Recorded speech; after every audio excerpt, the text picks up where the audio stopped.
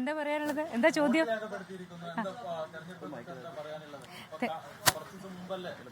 അതെ, എനിക്ക് കുറച്ച് മുന്നേ വരാൻ പറ്റിയുള്ളൂ. അതായിരുന്നു അവസ്ഥ.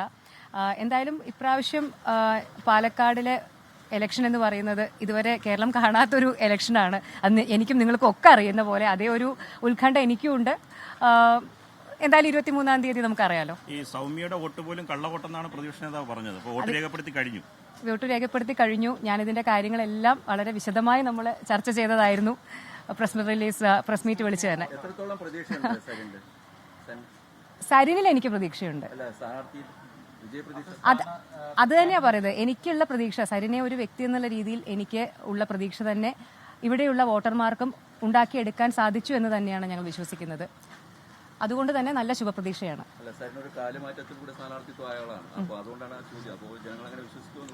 ഒരു ജനപ്രതിനിധി എന്ന് പറഞ്ഞു കഴിഞ്ഞാൽ ജനങ്ങൾക്ക് വേണ്ടി, ആ നാടിന് വേണ്ടി നന്മ ചെയ്യുന്ന ആളാവണം എന്നുള്ളതാണ് ബേസിക് ആയിട്ടുള്ള ക്രൈറ്റീരിയ.